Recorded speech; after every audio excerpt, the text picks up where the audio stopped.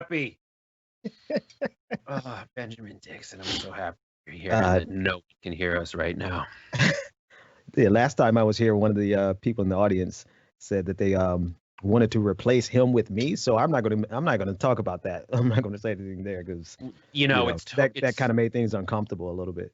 now's the time to do it because no one can hear us because our mics are absolutely not hot. Even though I'm reading the Twitch comments and it seems like it's the psychic. I guess it's only psychic people watching right now that are reacting to it.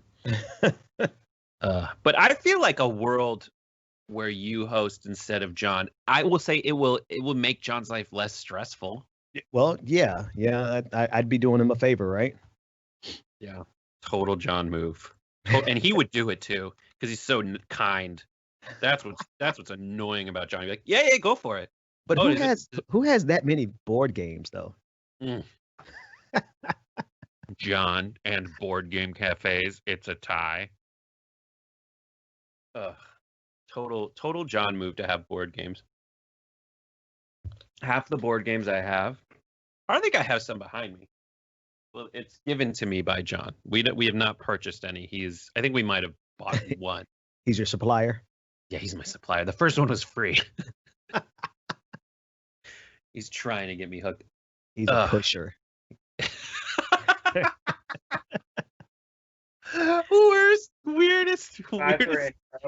Weirdest drug dealer equivalent is John trying to be like, hey man, have you tried some of this stuff? It's really hot. You have to race around Jamaica in a boat and you're a pirate. You ever tried that?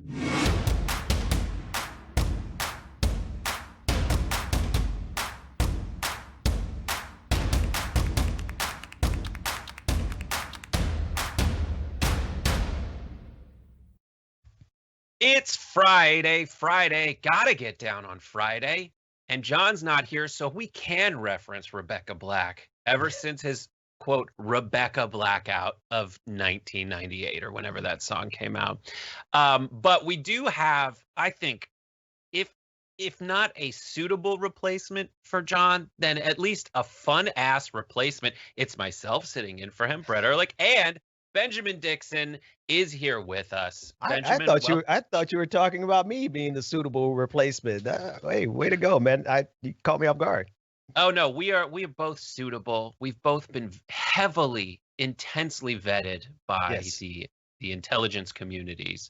How are you doing today? Man, I'm doing great. It's Friday. It's the weekend, and I know what I do for a living is extremely fun work and a lot of eyes of a lot of people. But I am so glad to not talk about politics tomorrow. I am ready to talk about it today, though. Oh yeah, we do have politics. I was like, oh my god, because the happy half hour, the show that I do that we should have you on is mostly non-political. So I was like, oh God, I feel like I put together some political stories. Thank goodness it's John's show. It is the damage report. It is explicitly about what is wrong. But we do have some fun planned for everybody. We're really, really excited about it. And I do want to say to Zane Reve said no hot mic Friday, Brett, ? In the super chat. Zane, don't worry, we did cover that. A couple programming announcements. First, I just want to say, try to keep TYT alive and sustainable. Please donate to the effort if you can. If you can't, I understand it. Later in the show, we talk about how many people are just left out to dry because they don't have a stimulus to allow them to live in these very obviously tough times. But if you do, tyt.com/go keeps us sustainable. Also, later today, happy half hour, Judah Friedlander, stand-up comedian, watches Netflix special. He's going to tell you how you can watch some of his exclusive Zoom stand-up shows that are happening now. He's on the show. We talk about the sunken boats. We talk about all kinds of stuff. The gender reveal party that set fire to most of California. So we have that. Benjamin, your podcast, how can people watch it? You said it's already up. Yeah, they can go to iTunes or anywhere they download their podcast. And of course, they can watch all of my videos on my YouTube channel, The Benjamin Dixon Show. Fantastic. Well, we're happy to have you. We've got a lot to get to. So let's just go ahead and get into it right now with the NFL. So the NFL kicked off its new season, and a lot of people were wondering, as the NBA has incorporated Black Lives Matter and racial justice messaging into their games, what the NFL was going to do in their season opener, because that kind of was the flashpoint when it came to sports and politics. So as you'll see from this tweet, in the game between the Kansas City Chiefs and the Houston Texans on Thursday Night Football, Keith Boykin tweeted, "The Kansas City Chiefs and Houston Texans begin the 2020 NFL season with linked arms and a moment of silence for social justice," which is, I think, a really cool thing. You know who didn't think that was a really cool thing? People in the crowd. They did have about 15 people, which is about 15 to 20% capacity. They were socially distanced. But according to this headline, Missouri was blasted as classless trash after NFL Chiefs crowd started booing during the moment of silence for racial equality. We're going to talk about the reaction, and then some of the there is a person on the short list for the Supreme Court who chimed in the most destructive and toxic way. But first, Benjamin, what's your reaction to what happened on the field, both their decision and the reaction to it? Yeah, it just shows me that there's really literally no way that you could protest that would be acceptable to racists, because when he kneeled, that was no good. When people, any other type of silent protest, marches, marching in the streets, that's not good. Locking arms at a separate time, separate from the national anthem, is still not good. So the real thing that they want is for you not to say anything and to just accept American white supremacy as it is. It's so crazy. Like, both teams came together and linked arms. And this isn't universal. So they had one or two. I think it was one player knelt and the other players put their hand on his shoulder in a show of solidarity. But and I will say, on watching the video, which we can't show you because the NFL is super litigious and you can't really use their broadcast, but after the moment of silence was over, there was a lot louder clapping and cheering. But did you get a chance to watch it, Benjamin? Yeah, I saw the clip a couple of times, and it was but it was enough, right? It was enough to show you that there is a group in this country that are so locked into the idea that no one should protest whatsoever. They were loud enough to be broadcast across the country. And yeah, there were a lot of cheers afterwards, but the damage was done. Yeah, it's such a nightmare. There was one tweet that I really liked. This is from Diana Hussein, who tweeted, "Kansas City fans booing the moment of silence and then intensely doing the tomahawk chop is just a chef's kiss way to remind us who the NFL is and how we can't expect a fraction of what we got from the NBA. The NBA, right now, does not have people in the physical stands, but they do have virtual viewers who they project on the wall behind the benches. They have found a way to keep everyone inside essentially a bubble in Orlando so that they do not get exposed or infected. And they all literally play outside Lake Buena Vista by Disney World. It is pretty much a bubble. Yet they've still managed to find a way to make this work, not only to play, but also get a message across. Similarly, the NFL has allowed for players to choose, same as the NBA, from a list of kind of options of ways to convey your racial or social justice messaging, such as Black Lives Matter or It Takes All of Us, various options for them. So this is just one team. Ben, how do you see this playing out throughout the season? Because a lot of people have said that they want to cancel the NFL or they're out, like they do hundreds of times throughout the year. I think they're going to do their best to make up for it, right? I think they're going to make sure that the people that they have in the audience are somehow going to be more pro Black Lives Matter than the people who've been showing up, because they don't want this to repeat itself over and over again. The liability, the advertisers that they will start losing. I mean, there's a lot of financial considerations, and I think the NFL is going to do their part. But the thing is Brett, this is the most milquetoast type of corporate protest imaginable, and it still wasn't acceptable to a very vocal group. They were, It's so weird because I've been to stadiums during the pledge, the national anthem, or no, I have season tickets to the UCLA Bruins football games, and you go, and every single season there's at least 2 games that ask for moments of silence. Mm-hmm. And not everybody observes it, but you just feel this, like there might be a hum as like kids are talking to their parents and their parents are telling them to be quiet for a second. And I mean, you're right, they couldn't have found a more benign way to ask for this. Right. And to signal, and I guess they deserve some credit because they're actually signaling as 2 teams. There's going out to the middle of the field and essentially telling their fans, no, this is the side that we've come down on. Right. And you're not on it. So, together, all the players, black, white, whoever, they all agree that this is okay. And this wasn't all the players. Some stayed in the and will continue to stay in the locker room during these events. But I mean, I can't think of a more benign, constructive, unifying way to do this. But I guess some people are never satisfied. Exactly. So one person who absolutely wasn't satisfied was Josh Hawley, who is a Missouri congressperson and on the short list of people that Trump released to potentially win America's next top Supreme Court justice, the reality show. He tweeted this in response to a headline from, I think, Raw Story. Classless trash? The left wing showing their usual contempt for middle America. Missouri has the best fans in the country. Don't blame them for being tired of NFL/corporate woke politics jammed down their throats. What do you think of this guy? I don't even know what to do with this batch of Republicans, right? This batch of conservatives, except for the fact that they know exactly what they're doing, right? This is strategic. They're playing to a very specific base. This is the base that got Donald Trump elected. This is the base that they're counting on to get him reelected again. And they see that there's a viable political pathway forward to their aspirations if they dispense with the dog whistles and trade it in for a bullhorn.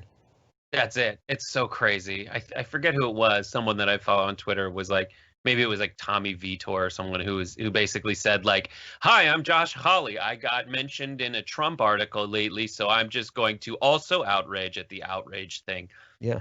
This guy, Josh Hawley, who always, like many conservatives, says that there is a huge movement against freedom of speech in America, is going against the compromise approach taken by the NFL to voice their own opinions. And yes, he's coming out against this, but he's like, we're done with it. No, you're against freedom of speech. And then not only that, he chimed in, he wants to cancel Netflix is another thing that he's doing because a French movie was trying to make a point. And guarantee he hasn't watched it. So Josh Hawley, it's just so insane and worth pointing out that this was one of 3 people. The other 2, I think, were Tom Cotton and Ted Cruz. Yeah. That Trump is mentioning to put on the Supreme Court. So it's such an amazing. So that is, it's worth making the point that is another one of the making it so nakedly political, a thing that is part of our government that is supposed to at least seem not political. We all kind of know Supreme Court justices are conservative or not conservative, but we still cover their bodies with long robes so they just look like floating impartial heads. That's what we do. But to pick a guy like this to potentially be the Supreme Court nominee, even though there's no way in the world he would ever be, but this is that coordinated effort to just be hateful and crappy to so many people. I don't know. I honestly take Trump at his word. Now, whether the Senate would confirm any of those 3, but that's a terrifying list. Tom Cotton, Ted Cruz, that is extremely terrifying. And if there was ever any other reason, in addition to the 195,000 people who have died of COVID-19 underneath Donald Trump's watch, if there's any other reason to definitely get rid of this monster, it's because he's floating those names to be on the Supreme Court. Totally true. There's another team that's trying a different approach to how they will kind of participate in voicing social justice messaging, while also like chiming in on what they think about the entire issue in general. And that's the Miami Dolphins. Here's Jay Williams tweeted, Miami Dolphins players will stay inside for both national anthems. They express their discontentment with what they call, quote, fluff and empty gestures by the NFL. So this is interesting. We have about a minute and a half of video that they put out. Here it is. Take a look. Is it authentic? That's the mystery. Or is it just another symbolic victory? Now there's two anthems. Do we kneel? Do we stand? If we could just right our wrongs, we wouldn't need two songs. We don't need another publicity parade. So we'll just stay inside. Until it's time to play the game. Whatever happened to the funds that were promised? All of a sudden we got a collapsed pocket? The bottom line should not be the net profit. You can't open your heart when it's controlled by your wallet. Decals and patches. Fireworks and trumpets. We're not puppets. Don't publicize false budgets. Ask the pundits and we shouldn't have a say. If you speak up for change, then I'll shut up and play. If we remain silent, that would just be selfish. Since they don't have a voice, we're speaking up for the helpless. It's not enough to act like you care for the troops. Millions for pregame patriotism. You get paid to salute. Lift every voice and sing. It's just a way to save face. Lose the mask and stop hiding the real game face. So if my dad was a soldier, but the cops killed my brother, do I stand for one anthem and then kneel for the other? This attempt to unify only creates more divide. So we'll skip this song and dance. And as a team, we'll stay inside. We need changed hearts, not just a response to pressure. Enough. No more fluff and empty gestures. We need owners with influence and pockets bigger than ours. To call up officials. And flex political power. So that's their message. I will say my personal reaction is I hate spoken word in general, but I also hate musicals. And like as they continue, I always find myself going like, all right, this is fine. This is okay. It's just me. I have some weird block against it. Ben, what do you think? I actually agree on the spoken word part, especially when they are not. Anyway, I'll give them the break. I'm going to give them the break because the message was actually dope. The message was absolutely dope, and I would be a jerk to judge them on the quality of their delivery because what they said was so true, especially the one who said, if my dad was a soldier and cops killed my brother, would I stand for one anthem and not for the other? That was fire. And I think the message is true. Like, I think they're hitting to the core of it. It's corporate. It's feigned. It's contrived. It's not going to bring any real change. It is something. So I at least appreciate the struggle between the something the NFL is trying to do and what these players just put out. Yeah. And I've watched Hard Knocks. So you get to watch two teams this season.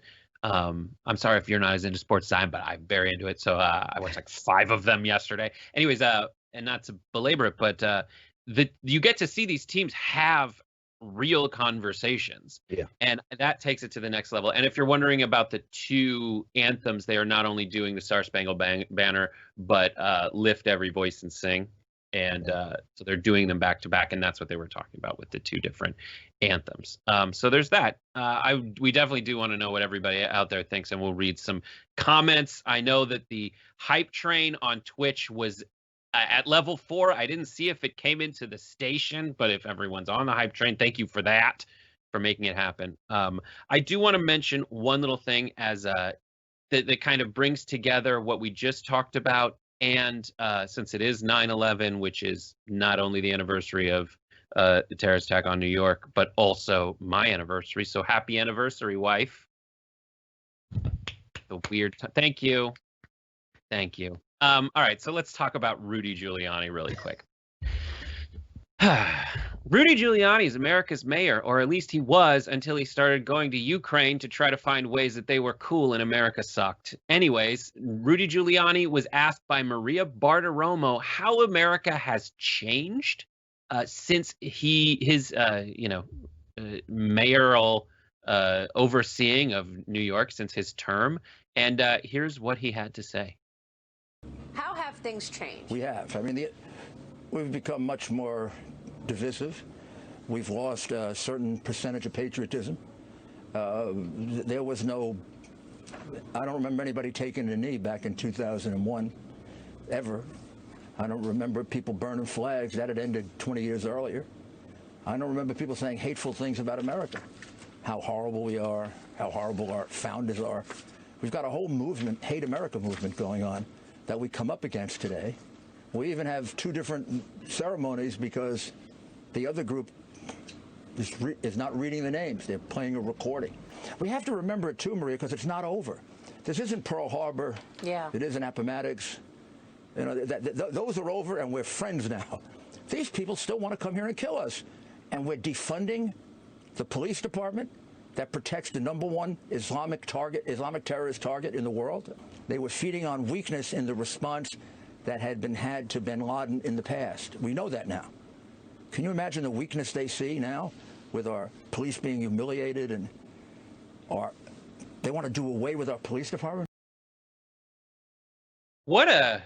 The closest thing I can see that is like the pivot that he makes with the aid of a dumb tool is like the pole vault.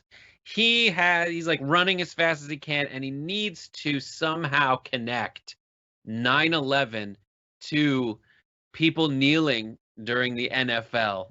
And rather than being all of America's mayor, it seems like Rudy Giuliani has decided to be one of the 2 Americas, I guess, demagogue. What do you think about that? Yeah, no, that's exactly right. Like, they are all taking after Donald Trump. Donald Trump certainly does not concern himself with being the American president for all of America. But I do want to say something like the ridiculousness of all of this. The Department of Homeland Security just said this week that white supremacy is the leading threat in this country, and they expect it to be so through 2021. Now, I remember 9/11. I remember where I was. I remember my brother was downtown. He had to get underneath a car to survive the towers falling. And I remember that evening, I had this overwhelming sense of nationalism and patriotism as these big pickup trucks drove by waving the American flag. And if you bring it to 2020, those same pickup trucks now, they represent a very clear and present threat to all of America. So I don't know what Rudy Giuliani is talking about in terms of reality, because the reality is who he's trying to represent is the real threat in this country. Yeah, and I would say that, like, there's so much wrong with what he said. The idea that no one was saying they hate America. Like, there are many people around the world who say they hate America. That's not new. He says that this is not Appomattox. Which is like the end of the Civil War. We're friends now, the North and the South. Tell that to the people who still fly the flag, the Confederate battle flag. Exactly. That don't want to be. That Reconstruction failed. Reconstruction was abandoned because it was too tough to make white people be nice. That was it. And they just left the South behind to be like, I'm sorry, we fought a war. We're done with the war. Those former slave owners are super cranky, and it's just easier this way. So good luck. Like, that is the legacy of the South. What is he talking about, friends, now? And also, like, this is your opportunity to make us all friends. Like, why is there, like, he is very obviously hitched his wagon to Trump's cart, which is essentially deciding explicitly to divide America, not to talk about ways we could be better together, not to talk about ways we can overcome the obstacles that are very obvious to anyone who just looks around. And that's what's so frustrating about it to me. And the seamless conflation between the people who struck us on 9/11 and Black Lives Matter. Right. He tied that together as if it's one and the same. And that just speaks to the fact that he sees it as us versus them. And no matter who the them is, if they're not us, they are their enemy. So crazy. And then defunding the police makes us seem weak and ensures that we'll be attacked on 9/11. Not an earnest appraisal, or like we did on 9/11. Not an earnest appraisal of any potential policy that's being floated. And he says elsewhere in that interview, like, what are they going to be afraid of social workers? Maybe they'll be more afraid of a well-designed police department. And this is just my opinion. I believe in good cops so much, I want to rebuild policing around them, which is get rid of the bad cops, get rid of the stupid, if you talk to any police officer, the stupid crap they shouldn't have to do. We should fund things to take them out of the banner of policing. We should do, and then make it so that the police are freed up to do things like protect us from terrorism. It is weird that they would say that essentially, and then he completely abandons like any intelligence efforts abroad to find out what they're doing. Like that's under the umbrella of the NYPD. You know what the right in any foreign country, the belligerent right that would love to go to war with us, it doesn't matter what country you find, you're going to find that faction. You want what they really fear would be American imperialism getting out of their backyards, because then they won't have anything to demagogue about inside of their own nation. So American imperialism is what gives the far right in any country the ammunition that they need to foment terrorism. So if they really want to talk about how we protect ourselves, let's talk about contracting American imperialism. Right. Yeah. As they say, yeah, just throw some more money the military's way. That's fine. And please don't look into what they're doing with it. Exactly. Yeah. Ugh. And plus listen, if you so much as say anything about military budgets, you're evil. You hate the troops. Trump is out there saying that they're losers and I like people who weren't captured, something that's on tape. And it's fine. He really does support the troops because he does. Look at all the photo ops he did with them. Anyways, all right, so we're going to do some comments from the super chat from all of you folks. I do want to say thank you to Youper Gardner, Youper for gifting 2 tier 1 subs on Twitch, Lundberga for giving anniversary bits to the channel, Obi Mom Kenobi, thanks for the anniversary bits. Everyone's doing anniversary bits. I love it. And it proves to my wife that I did remember our anniversary. Which is why we had it on 9/11. Never forget. Pixelated Bunny resub for 4 months. It's also my grandparents' anniversary, though we didn't know that when we scheduled the date. I'm just a bad person. Bad Rongo, thanks for the bits. It's fine. Everything is fine. Wife isn't listening on delay in the other room. And then Trashy says the hostility towards board games is too damn high. Bring back John. Are we into rent territory? Wait a minute, I thought the mics were off on that part.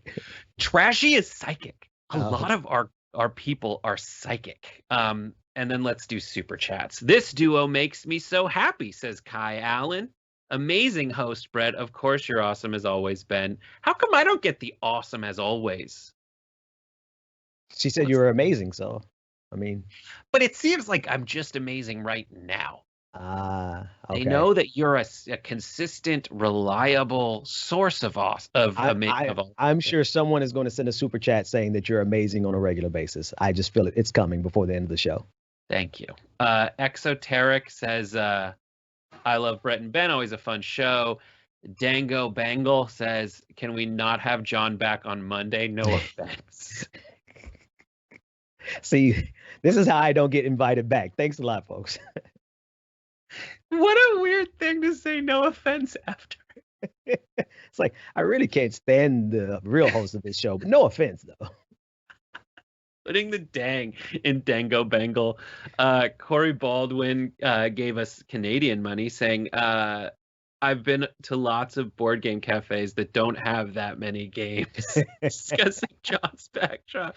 John needs to get sponsored advertising and deals for all that product placement. He does I think this channel hosts some board game people after it's done on Twitch, and he recently did a board game podcast, and I think we should all send thoughts and prayers to John, because without the board game convention, like, he doesn't know when to take a vacation. I did not know where that was going. I didn't know if something bad had happened, and then I didn't know if you were really being serious about the board game convention. So I'm laughing on the inside, but I'm not sure if I should laugh publicly about that one. The safety word is serious. Serious. Seriously? Okay. Or like, that's true. This is true. John does frequently go to board game conventions, I think in Indiana. Okay. And so just knowing the location. But I have to say, though, the backdrop, he inspired me. Like, I made my backdrop the way it is because of how dope his was. And the board games really do make his picture, his video awesome. It really does. And it's actually flexible because his wife shoots some show. She does a show with Maria, who used to be on CNN. I forget her last name. But they take behind the board games are like things that are more appropriate to that show, which are like things that have artistic merit. Does that make sense? I have no comment because I would like to get an invitation back, John. This is not me. This is Brett. I am very confident that you will get an invitation back. All right, we gotta get back to some of these stories. Donald Trump is a strong man.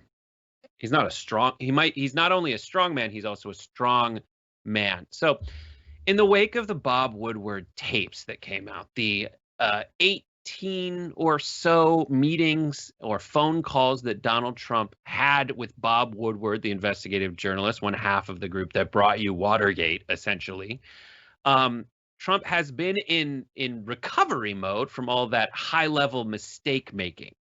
And so he has tried many, in his very throw spaghetti against the wall and see what happens approach. He tried many reactions and explanations for why he downplayed coronavirus and essentially told everyone it would, quote, go away when it, quote, gets warm. And so he told during a press conference, he said, I want to show a level of confidence. I want to show strength as a leader. I want to show our country is going to be fine one way or another. He then was asked why he lied, and he said, there's no lie here. What we're doing is we're leading, he insisted. He said, insisting America is, quote, rounding the final turn of the pandemic, and the nation had done, quote, much, much better than the European Union in its response to the virus. So, Ben, the new reason is I was trying to keep calm and I was trying to be strong. What are your thoughts? I'm speechless, to be honest with you, because 195,000 people are dead. Like, it is fun to mock the fact that he clearly is not the president of calmness. He does like to cause a panic. He thrives on that. But the fact of the matter is his decisions here, his inaction and his politicization of COVID-19 has directly led to at least 160,000 people who did not have to die. You know, maybe there was 35,000 people in a pandemic that's novel that we could not have saved, but his actions directly led to that. And now he's trying to make excuses about it, which honestly makes a day like today, where we're trying to commemorate and remember the thousands of lives that were lost on 9/11. It just takes away from today, because we're not even mourning the 195,000 people who are freshly dead because of Trump. Right. Roughly 2,000 people dead on 9/11, roughly 200,000 people dead from COVID. That's not tough math to do. That's 100 9/11s. And that's And he's trying to say that the reason I didn't want to make a big deal out of this is so that you'd keep calm and carry on. We'll get to that specific message in a second, but I do want to say to bring some facts into this, and then my own graphical analysis of the charts that are being generated by Johns Hopkins University. First, the quote, the U.S. is not only has one of the highest corona death rates in the world, to his point about us doing great and better than the EU, but it also has a higher rate of infection than most EU member states. So here is a graph of per capita rolling 7-day infections. So how many any given week? And the red line is ours, and the blue line is the EU, and this goes up to August 17th. Now it's closer now. Now the gap is 42,000 as of August 23rd, actually. August 23rd, 42,638 weekly per capita infections per, I guess, 1,000 people or whatever. And then August 23rd, 17,059 for the EU. And this is much closer than it's been in a while. And I do want to highlight the gap between those two as Trump tries to claim credit for saying that it's coming closer. I've highlighted. This next graphic is me highlighting the failure gap. That is what it should be called. This is the gap of failure. There are more people in the European Union. There are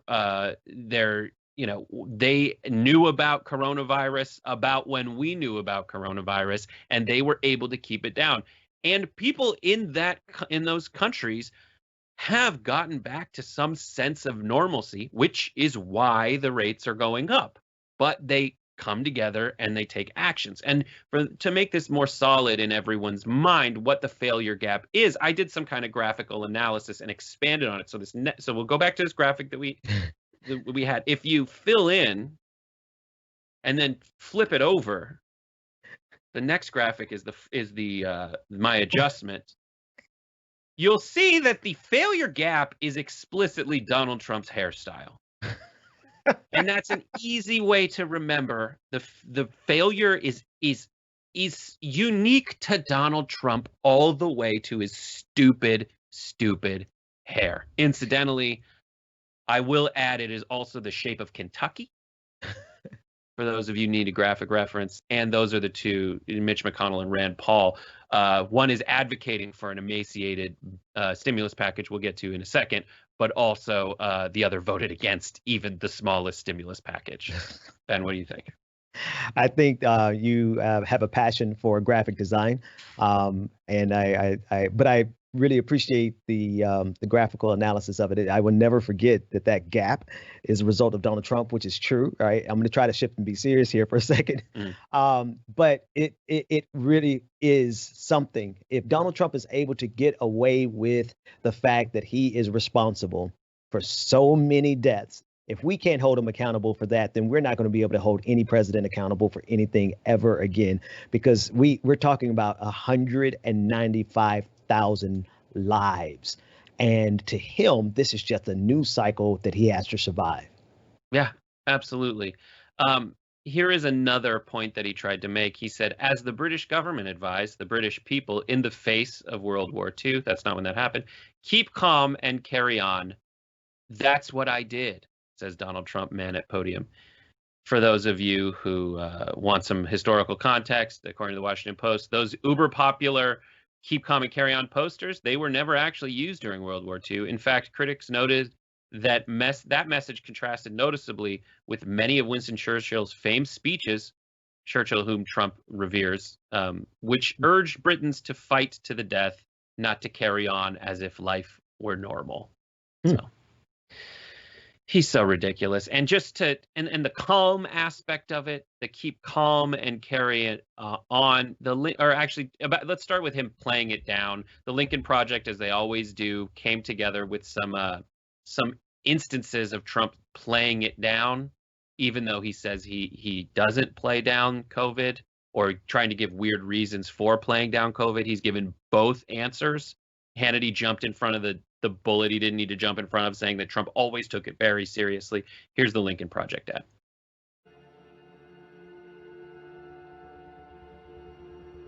This is more deadly. This is 5% versus 1% and less than 1%. So this is deadly stuff. We show cases, 99% of which are totally harmless. Not just older. Yeah, exactly. People, to plenty of young people. Young people are almost immune to this disease. It's also more deadly than your strenuous flus. We lose thousands and thousands of people a year to the flu. We don't turn the country off. I wanted to always play it down. I still like playing it down.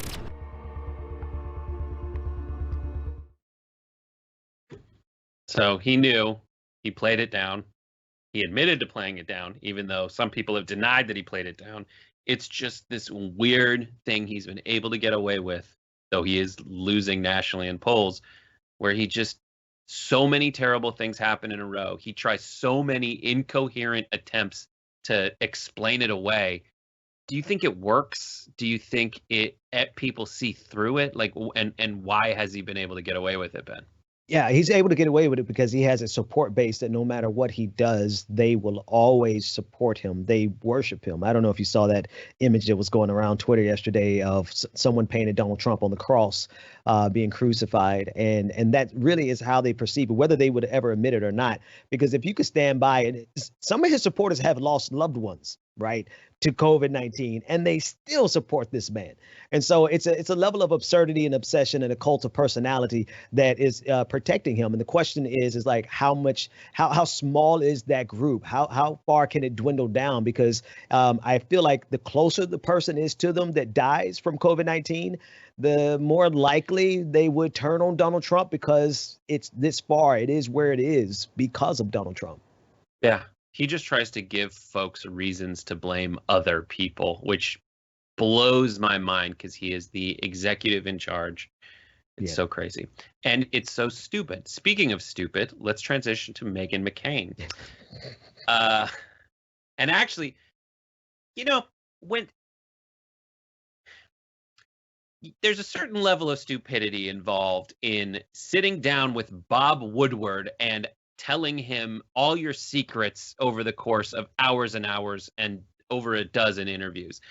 That is so obvious that even Meghan McCain shouted out how incredibly stupid Donald Trump is. This is amazing. Watch.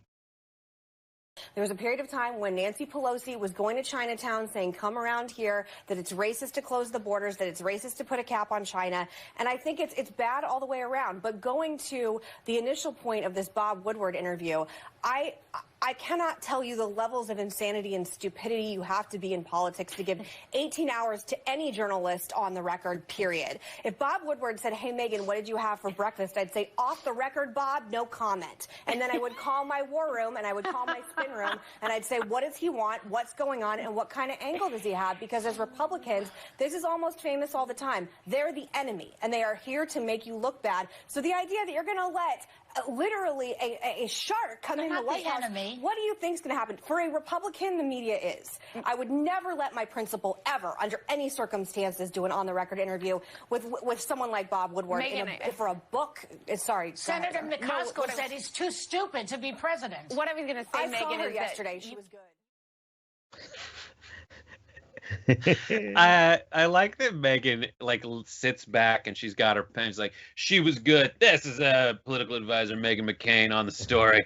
She was good. But what do you think about her reaction to Trump? I think it's both accurate and absurd, right? The idea that she's trying that they're comfortable with the notion that the media in general is the enemy of the Republican Party.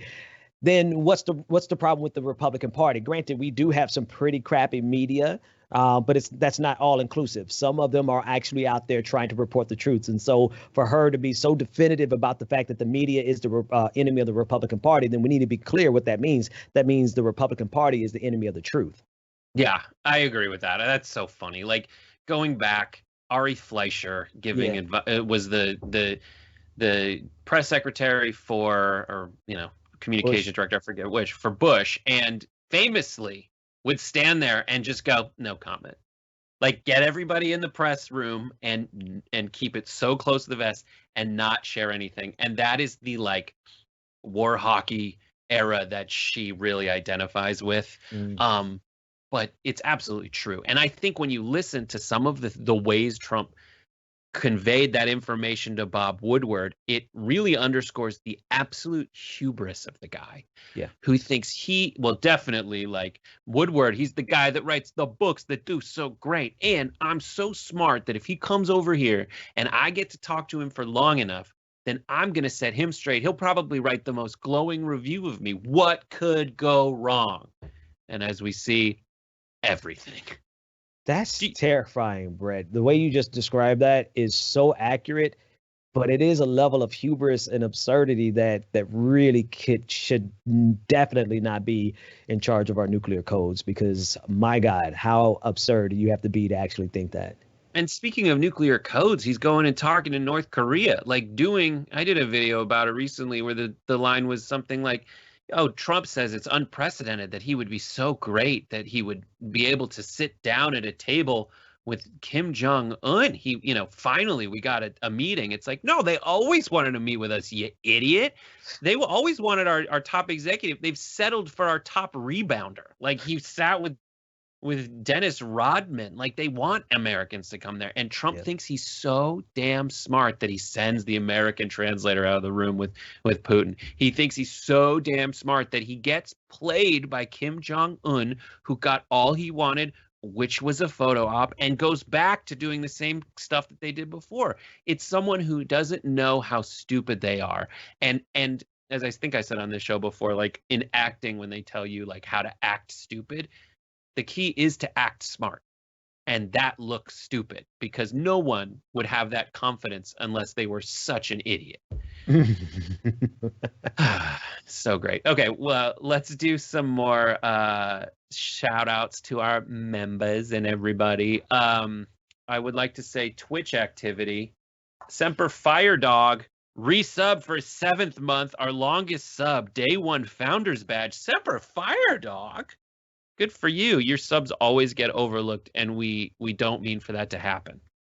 We are really poor. You are Semper. You've Semper been a fire dog. You know what I mean.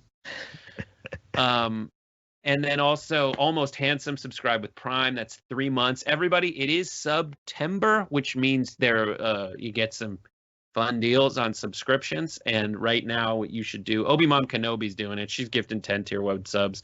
That's 593 in the channel. Imitation Asian subscribed at tier 1. That's 4 months. Thank you for the happy anniversary to everyone. You got a Negroni ad in that's why, and you blame me for it. Sorry, I drink a lot of Negronis. It's just so refreshing and makes you feel good. Let's see. Let's do some super chats. I don't know if I've been deleting these. Okay, Nate Pachowski said, so from what I heard, the booing started after someone said Trump 2020 during the moment of silence. And Bradley Slaughter says, GOP's going for broke with their strategy. It's either they win and destroy democracy or get completely wiped off the map. And then, yeah, glad to see the star of Better Days once again. Thanks, Chris, for that. Ashley Brylan and Todd Martin says that they're the #1 fan. And then a lot of really great, anniversary things. Thanks, everybody. And Red Pill donates with love from Antifa. So thank you. Obviously, the leader and chief financial officer of Antifa there. All right, we have more to do now. Let's do a little bit of policy. Okay, so a couple big losses for the Republicans, at least legislatively. And when you look at the scoreboard, it didn't come up in their favor, how they probably would have wanted. Though we'll have a discussion about the strategy behind it. First, Mitch McConnell is foisting his shriveled little package on America, and not even the Senate wants it. So he wants to pass this skinny bundle, and he needs cloture, which is 60 votes. So that's the vote that gets the Senate to stop talking already. And they couldn't get it. Democrats blocked a pared-down GOP coronavirus relief bill in a bitterly disputed Senate vote Thursday, leaving the two parties without a clear path toward forward to approve new economic stimulus before the November elections. The vote was 52-47. All Republicans voted in favor except one, Ayn Rand Paul of Kentucky. The failed GOP bill would have authorized new money for small businesses, according to the Washington Post, coronavirus testing for schools, and $300 in advanced weekly enhanced unemployment benefits. The measure included roughly $650 billion in total spending, but it would repurpose roughly $350 billion in previously approved spending, bringing the tally of the new funding to around $300 billion. So the measure did not include a second round of the stimulus checks of $1,200 to individual Americans, even though that's what the White House supports, important to say. It also excluded any new money for cities and states, and it contained some conservative priorities that Democrats dismissed as unacceptable poison pills, like liability protections for business and tax credits aimed at helping students attend private schools instead of public schools. And just as a reminder, what the House has been up to recently, nothing. Why? Because the House Democrats in May passed a $3.4 trillion bill in May that would extend some of those measures and approve a number of those initiatives, such as nearly $1 trillion for cities and states. But Republicans and the White House rejected that plan. So a lot to sift through here. Mitch almost kept his whole group together. The Democrats kept their whole group together. So Mitch has very obviously stated, listen, Republicans are united on a skinny bundle. The Democrats want $3 trillion. We're all united except Rand, who votes against any money for human beings. And the White House is somewhere in the middle. Ben, what is your take on what has happened in these last few days? I think that they're playing with fire, to be quite honest with you, because, you know, it is politically toxic for the spin that's going to come out of this, which is the Democrats are voting against a stimulus for the American people. It's a really easy talking point. Whether or not it sticks, that remains to be seen. But the fact of the matter is something needs to be done. The level of homelessness that is coming, the level of evictions that took place prior to the moratorium. I mean, a lot of people are hurting, and for them to be playing these games, even with the skinny stimulus package that he was trying to give out, is a joke in and of itself. But it really comes down to who can message better about it, right? It's kind of hard to complicated to explain to people that I voted against a stimulus bill because that stimulus bill really wasn't for you, when the Republicans can just turn around and say they voted against the stimulus bill. I get it. And I wouldn't put it past Pelosi to lose any messaging battle, even one where the stimulus package that McConnell is trying to push is called the skinny stimulus. Like, what? This is a pandemic like we haven't seen, even going back 100 years. We have not seen anything like this. People are unemployed. People are getting evicted.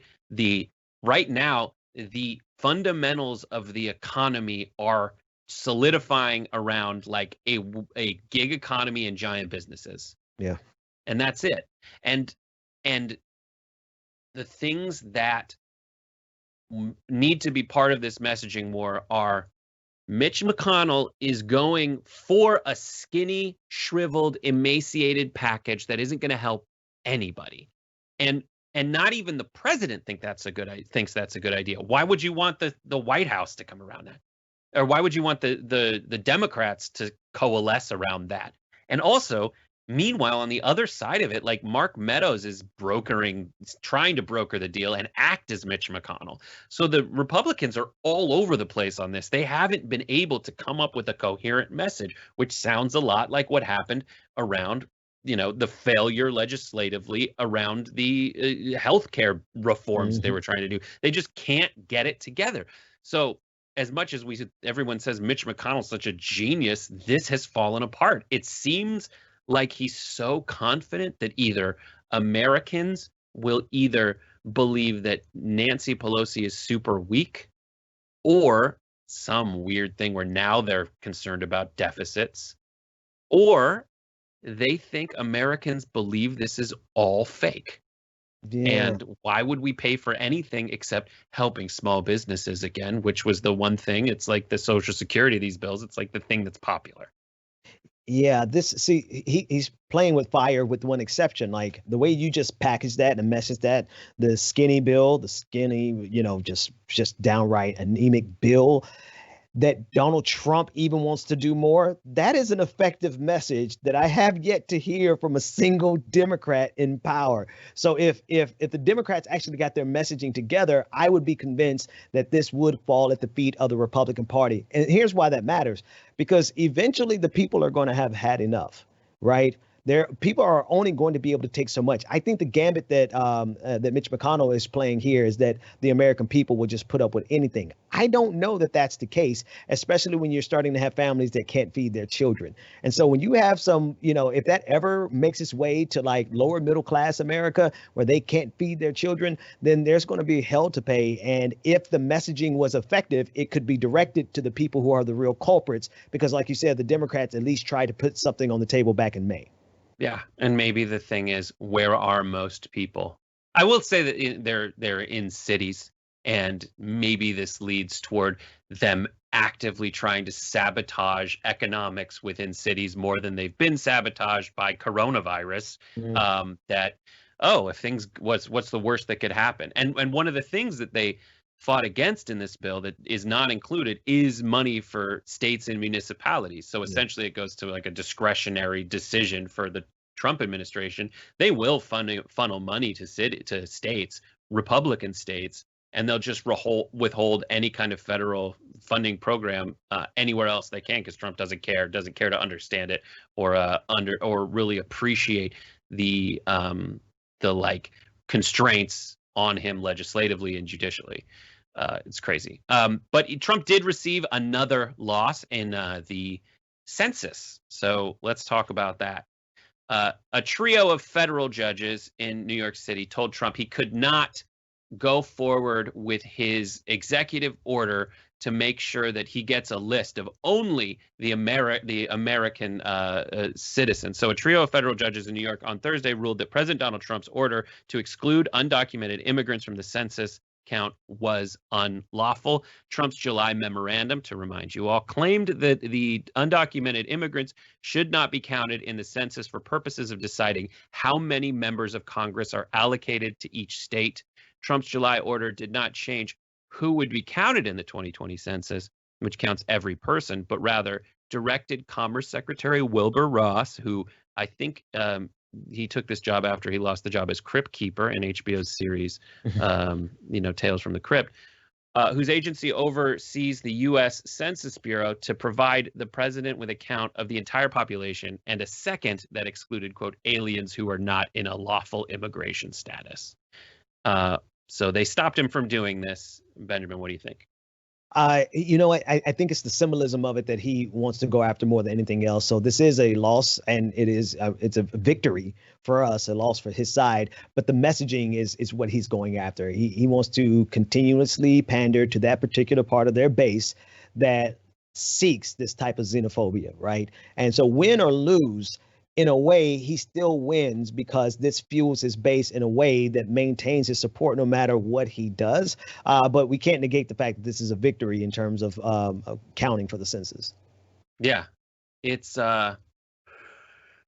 so much of the census relies on whether you answer. I mean, it all relies on whether you answer it. And all this messaging and all of Trump's rhetoric just suppresses the vote count anyway. This is whether folks trust the people with the tablets going around and saying how many people live here.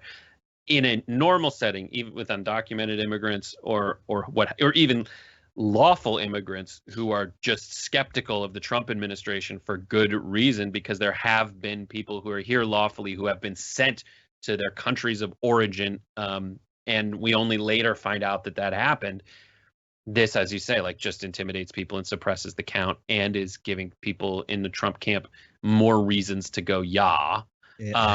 But I will say, if you do look at the 14th Amendment to the Constitution, what he did is very obviously wrong.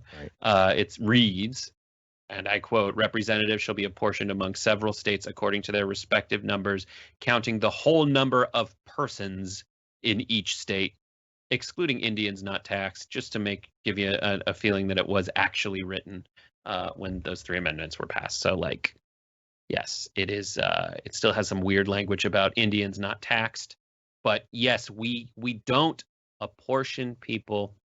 There's a couple points about this. We don't apportion representatives based on how many citizens are there. We do it based on how many people are there, because you have to get enough resources and represent enough resources for what is happening in that area. And that's just how we do it. And if you're going to say you're an originalist, or you will go with the text of the Constitution, can't get more explicit than the word persons. And if you're like, well, they meant something, otherwise they would have said differently, then they do exclude. There is an enumerated list of those excluded from the count, and it's just Indians not taxed. That's so crazy. And the other point about it is there's already so many other ways they cheat.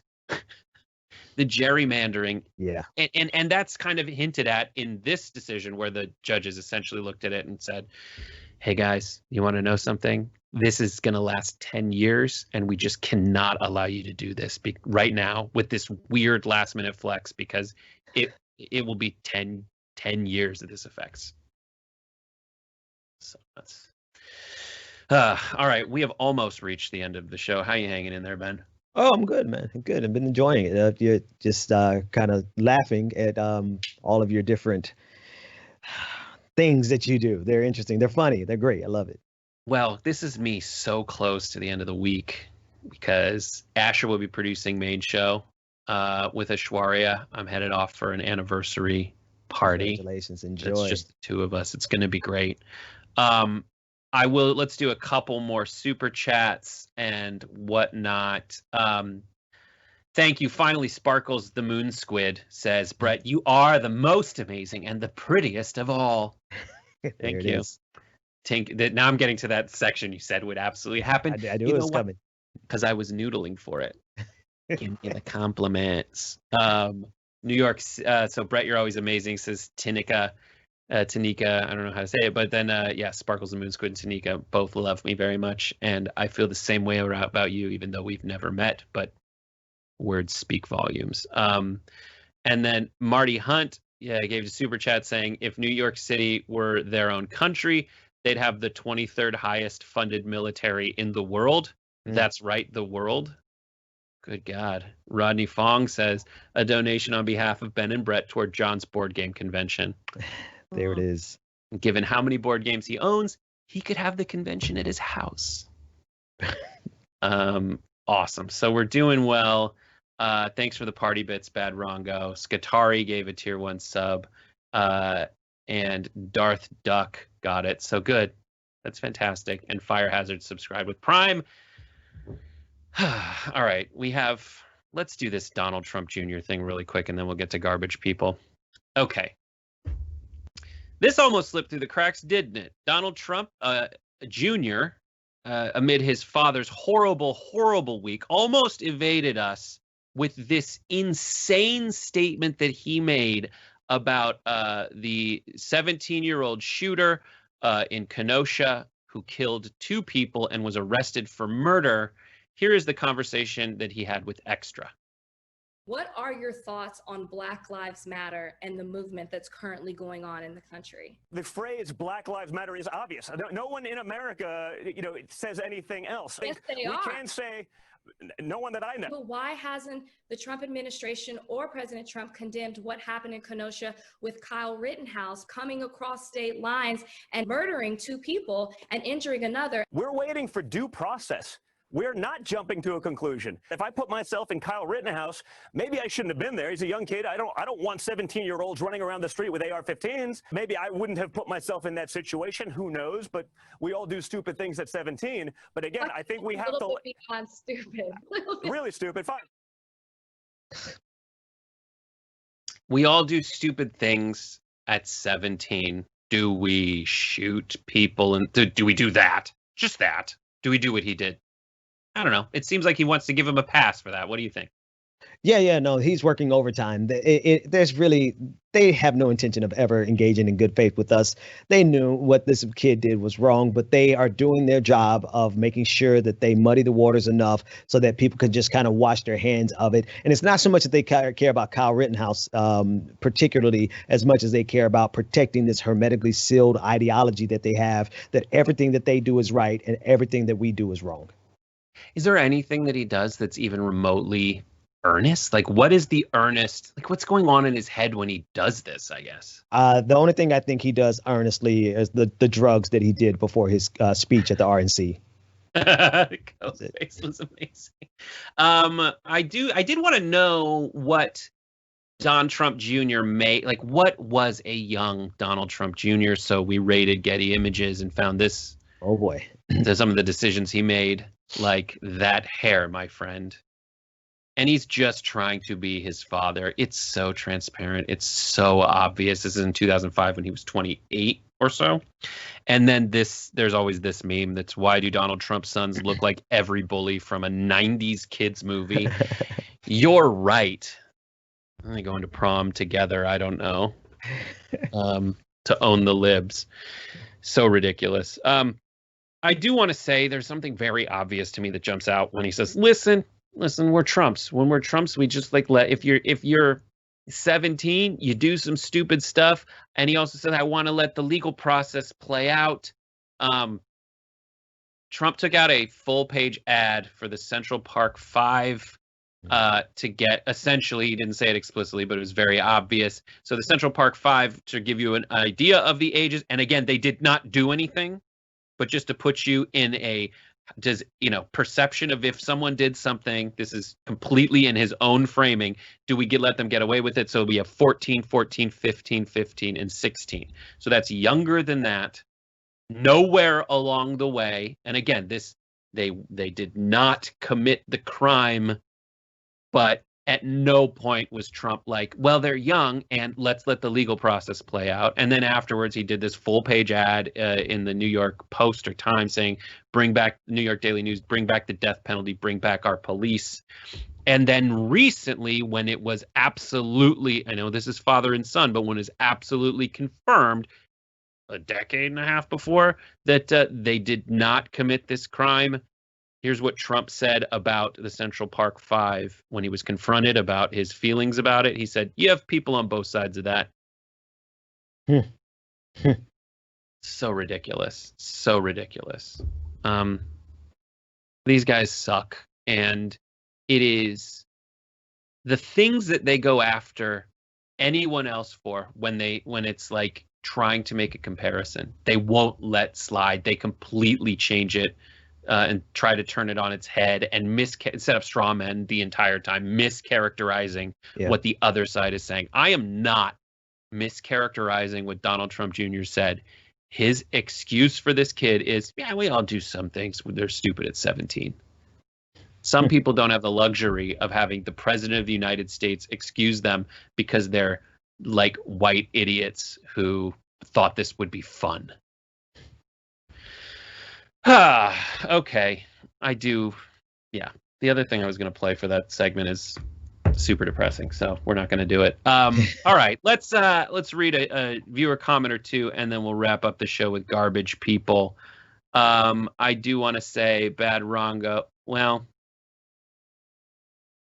I'm going to read part of this because I can't really say all of it. Bad Rongo cheered and said, pleasuring yourself with icy hot is something a stupid 17-year-old would do. Not crossing state lines with an AR-15 and killing 2 people.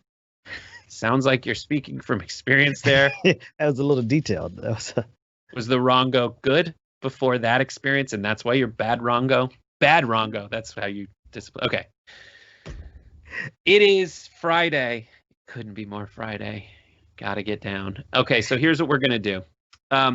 It's Friday, and just because John's not here doesn't mean we can't take out the trash.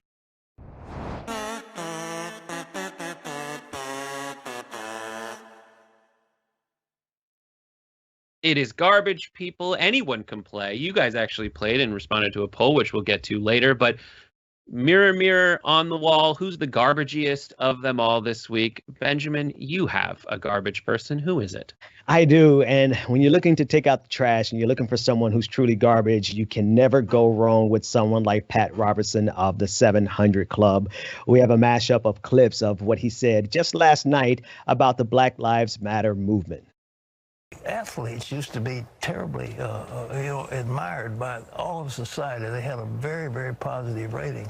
That rating has gone to negative. It's not just the statement. Of course, Black Lives Matter. Of course, we care about oppression against poor people. Everybody who's got any sense would do that. They don't like police brutality or some of those things.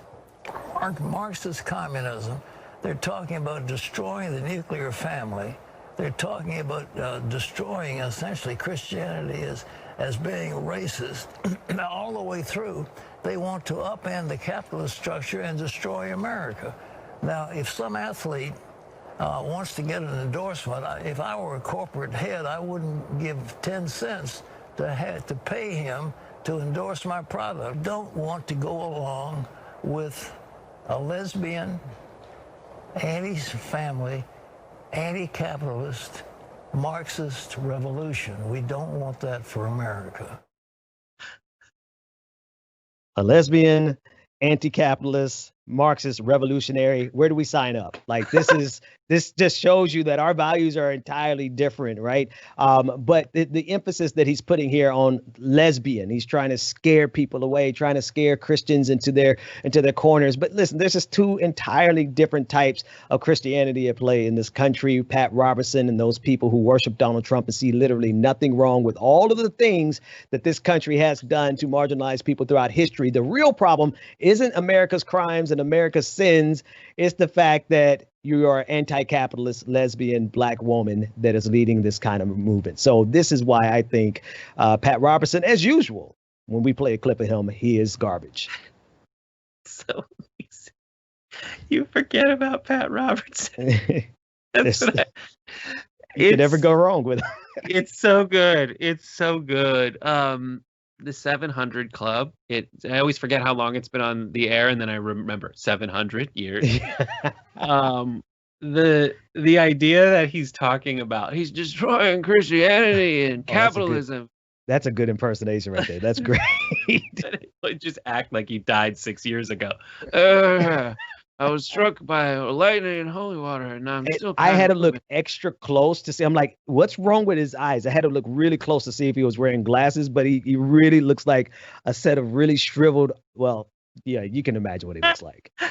His jowls are testicles. If I was that close to death, I wouldn't really be out here being the biggest bigot that I possibly could. I would take some time off to, kind of wish up some good juju in case there is something after death.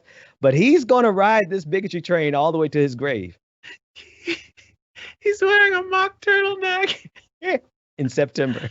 I love it so much. It's so good. That's why he's cold. It's freezing in there. Everybody else is burning up, and he's got on a turtleneck.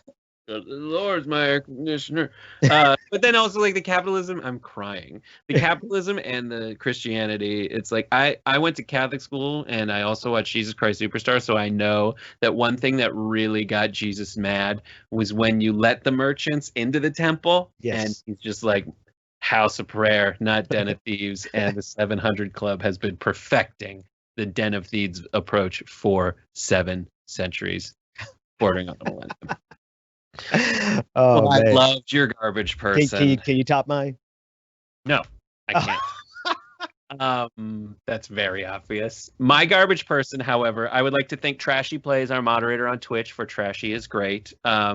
Trashy gives us so many things, and one of them is this. There is a police officer who is in Pittsburgh somewhere, and my interpretation is this is outside a synagogue because of some of the context clues I've gotten. But there is a very obviously, and this is just on Reddit, but it's an amazing video. There is obviously a protest nearby, and this police officer has just been told that by someone that it is offensive to wear a thin blue line mask at a Black Lives Matter event, and just was told that, and then this happens. Turn around, put your hands behind your back now. Now. Okay, it's on. It's behind my back, sir. I've not done anything. I've not done anything. She has you on camera right here. I don't care. Camera. All I said was that it was disrespectful to have that. And then I told you to walk away, didn't I? Yes, but I committed then I no asked you for crime. your ID. I committed no crime. If I tell you to walk away. If I committed a crime, I would love to give you my identification, but I didn't do anything wrong. Is he under arrest? If I tell you to give me your ID, you give it to me. Under arrest. Hey. Why is he under arrest? Dude, can you please tell me? I know this kid since he was 3 years old. I don't care. Okay? Can you please tell me what I'm under arrest for? Would you sit down? Okay. Get down on the ground. Can you please tell me what I'm under arrest for, sir? Failure to disperse. Sir, you should be very careful what you're doing now. There is no reason for you to have me. You should be careful what you're doing. I can't hear a word you're saying. I'm saying you should be careful what you do now. Sir, I did nothing wrong. Okay. Even if I was wrong about your mask being disrespectful, that's not a crime. 349 Alpha 2. Sir, I did nothing wrong. Please tell me what crime I committed. The crime, and it's not my thought, it's Jank says it all the time, the biggest crime you commit is disrespecting a police officer, and he just lost it because he was told his mask is not appropriate, and that's it. And then the guy didn't leave when he was told to leave for what was very obviously like just a grudge And then that happened. What do you think? I actually think you win, and this is why your guy is more garbage. It's because Pat Robertson has consistently been garbage over 7 centuries, like you pointed out. But this guy, he's new on the scene, and he needs the spotlight shined on him, because that clip is absolutely ridiculous. But it does kind of encapsulate what it is to get involved with the police. And like you said, Jenks says, if you make the mistake of ever disrespecting the police or making them feel like the little insignificant people that they actually are, then you could find yourself very quickly on the wrong side of the quote unquote law. Yeah, and that was it. And so crazy. I thank you for saying that I won, but you very clearly won. That's very obvious.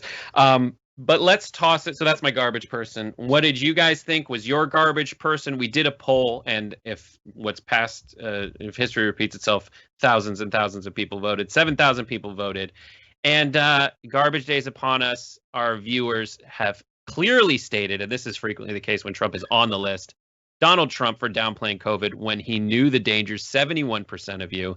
William Barr Francis Brennan for mocking Biden for visiting his son's grave, 12%. Kayleigh McEnany for lying every day to the American people with 10%. And Billy Barr, our Attorney General, for refusing to acknowledge systemic racism, also taking up the case of defending Trump in a civil case. Yeah, crazy. Yeah. I'm just curious how in the world John gets that many characters in his polls. Like, my polls have to be like 40 characters. He has like 100 in each line. So that must be some blue check privilege that I don't have. Yeah, John is just dripping with blue check privilege. And we'll never know. We can ask, but we'll never, ever know. One thing I know for certain is I had a great time on the show today with you, Benjamin Dixon. Tell people how they can find out more of what you do. They can find out more of what I do by going to my YouTube channel. It is a burgeoning channel. It's almost brand new, even though it's 6 years old.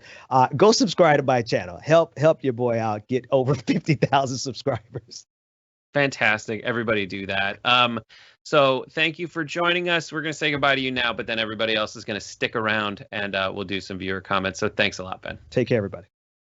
Awesome. Okay. This, I'm pretty sure I know what John does at this time of the show, though lately I've been able to stick on afterwards, but frequently he just hangs up on me like mid-sentence, and it's the worst feeling in the universe. Now I know I can just click the hang up and it won't affect the show. It'll be totally fine. But he doesn't get to hang up on me. Thank goodness. All right, let's go through some Twitch stuff. I don't even remember what I said. So let's do some Twitch. Juvan Miranda has resubscribed for 3 months. Kelly June has resubscribed for 2 months. Look at you guys. So happy to be part of TDR and TYT. Thank you. Remember, you get emotes and all that stuff. If you ever have ideas for emotes, let me know on Twitter or whatever. And then Sundays, I frequently go through and kind of hang out with you guys. So we did that. We read Bad Rongo's horrible masturbating imagery. So thank you so much. Ozil84 said Brett looks really handsome today. Correct. Scientifically, I think I'm crushing on him. That is exactly what's happening to most of you. Here's things I should have read earlier. CA70s and 2 meter troll says, hi, Ben. I hope he did feel all that love. I certainly did. So does Thad Thick. Fairy Cat 55. The whole reason why I subbed to TYT on Twitch is because I retained my job during the pandemic, so I figured why not pay it forward. Thank you, Fairy Cat. What else do we got? Youper says, I keep seeing commercials about bringing sports back to our schools. How about art, music, etc. back? Good thing. Good point. Cranky Bookworm, Brett, you're amazing on an irregular basis. Well played. Snestley Wipes. Rudy looks more and more like he's made of dough with each passing week. I want to say something about Snestley Wipes. One of the formative experiences of my young career as a talent assistant at an agency, or an assistant at a talent agency, was the Wesley Snipes copy job of 2004. So that's actually a trigger word for me. We had to copy all of his files. I still don't know why. Probably tax evasion. All right, so what else do we got? Thanks for the anniversary. Wishes Zane.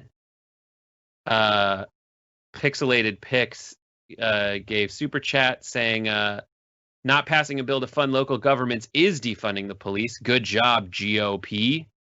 Good point. That's so true. Thank you, Brett, for sharing that 9/11 is your hilariously bad taste anniversary. The reason for that is we kept tossing dates around, and I kept thinking to myself, like, I don't feel anything about that date. And then we were like, well, when someone says 9/11, at least I have a reaction, and I'll never forget. And that's that. So there we go. Ian Kinzel, for everyone complaining about John being gone or coming back, imagine how I felt finding out day 2 that Francesca wasn't subbing for the whole week.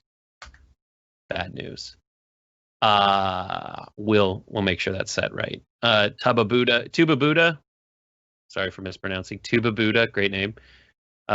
Says, celebrating your anniversary with my birthday on the worst day ever. Yeah, hope you are having a great day. Almost got something special planned for each other tonight. I will be by myself with Jameson 18. Hey, it was a very good year. Until you put it that way, I never saw Trump's real-time AB cover testing. Insight doesn't make up for board game hate, though. Sorry, Artanis. My bad.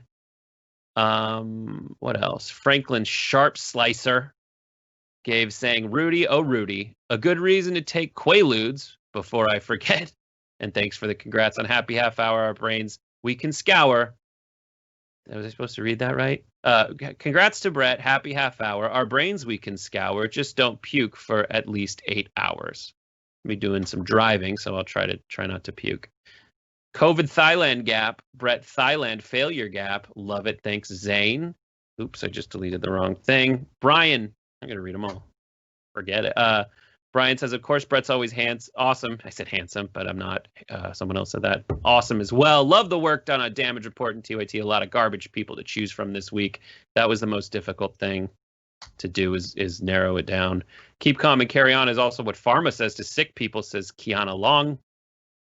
I don't know if I said the last person. That's Brian Finezzi. Kiana Long says, keep calm and carry on is also what Pharma says to sick people. Cops say to black communities. Big Oil says to climate change. Yep. Since John's gone, says Charles. Is there anything embarrassing about him you would like to share with us? Interesting you bring that up. No, he is not embarrassing. You can watch the Common Room that we all did together. There's no Common Room today, though, by the way. I'm on vacation. So we'll be back the following week with a whole new lineup of guests. What's something embarrassing about John that's the equivalent of something he would say about me that's embarrassing? I think we covered who the dogs like more. You should watch that on Common Room, which is me. So every Friday on Twitch, Common Room exclusives. Should we waive the theme song? Should the Blue Wave theme song be those about rock from AC/DC? Thanks, Sean Erdwin, for the suggestion. Sean Flynn says, imagine on 9/11, GWB said, George W. Bush said, Al-Qaeda isn't that bad. They're no worse than the other terrorist groups, and we don't shut down for them. And yes, people died, but it is what it is. Imagine if we'd done nothing. Great, Sean Flynn, and I'll take that. That's a great point. Which is the obvious double standard. Sue M says, McConnell is the genius of no. Zane says, I found my 2000 census pen and pencils. Oh, did you work on it, or did you fill them out with that? Girls Gone Political says, if Democrats can't message their bill is better than a skinny one, they're failing on purpose for the donor class. This should be a home run. Well, I don't think they're failing on purpose. I think they can win. It's just I want Nancy Pelosi to do anything in front of a camera well, and she never has. The only thing that's happened that's good when Nancy Pelosi's in front of the camera is Trump essentially telling the two of them that, like, I own this shutdown. But she just sat there and let it happen. Why is it? I'll do Zoom chatting anything ever. Thanks, Charles. Rodney Fong says Trump has dumb things. We are still waiting for due process for all the dumb things. Feisty Fan writes in saying, I'm struggling. I lost 4 friends to COVID-19. The flip-flop between rage and just despair is seriously messing with my head.